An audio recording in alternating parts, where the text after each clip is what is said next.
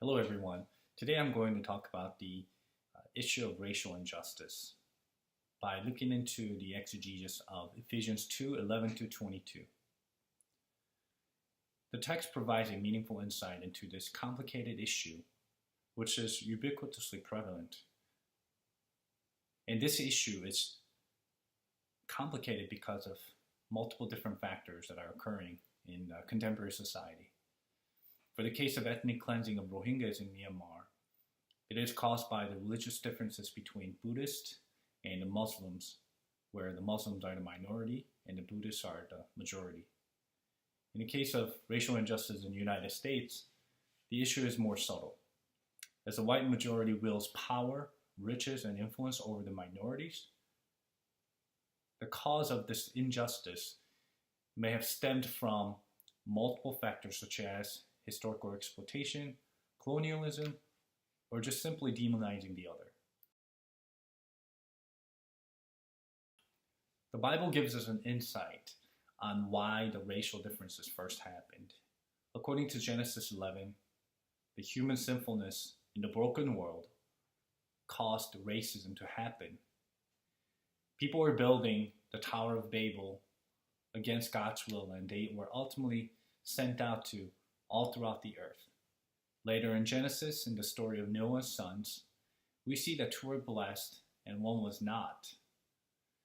And that this blessing ultimately was used by many scholars later in history to justify inflicting mistreatment toward a certain race. And this text was also used to contribute to the long history of bias and discrimination.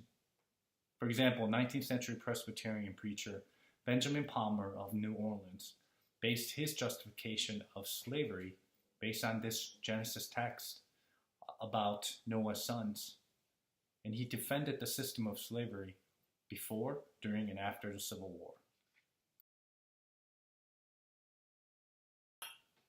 Perhaps through the Tower of Babel incident, God may have intended blessing among his creation, which condoned differences in culture, physical location, physical appearances, and contributed to diversity among humans.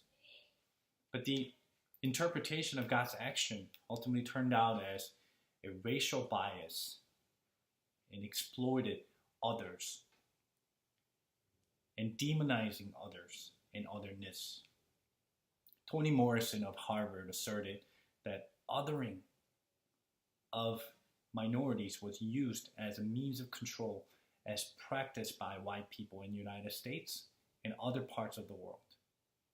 But ironically, one human to another is 99.9% genetically similar. History of colonization is another instance where God's blessing ultimately turned out as exploitation by humans. The improvements in efficiency and technology ultimately resulted into exploitation of poor nations in Africa, Asia, and Latin America, but not exactly blessing them.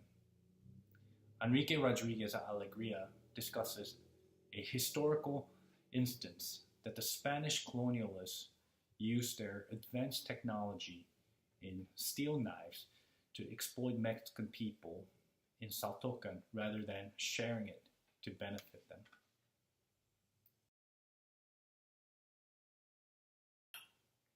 So what does Ephesians chapter 2, 11-22 say about racial injustice and promoting inclusivity? Paul previously had problems with Jews about bringing Greeks into the temple, according to Acts 21. And he strongly insinuated that all people are loved by God. He explained that Jews were the only chosen people, and the Mosaic law was the dividing wall referred in verse 14, which divided the Jews and Gentiles. But he further insinuated that the law should have been understood as just a physical manifestation, like circumcision or choice of food. And once all humanity was reconciled to God through Jesus Christ and his body dying on the cross, Paul asserted that this hostility between Jews and Gentiles are truly dead. In verse 15, he uses a Greek word, ekthra, which can mean hostility, but it could also mean alienation. So Paul asserts here that we as Christians should rid of ourselves of alienation and othering people who are different than us.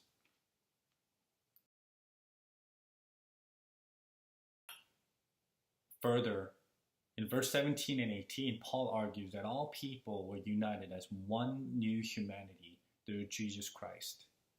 And it produced this peace. He uses a Greek word, eirene, which can be translated in Hebrew as the shalom, or the concept of Hebraistic shalom, which refers to this wholeness in all essential parts that are joined together. The word meaning actually is meant often to reflect communal peace. And in Ephesians here, through Christ and the cross, all people have access to the Holy Spirit and to the Father. And Paul asserts that the law was reinterpreted through Jesus Christ. And as that all people are built together spiritually into a dwelling place for God. So this Hebraistic shalom that he's referring to in the verse 17 and 18 is meant to say that all people were created to form a gigantic community in God, in peace.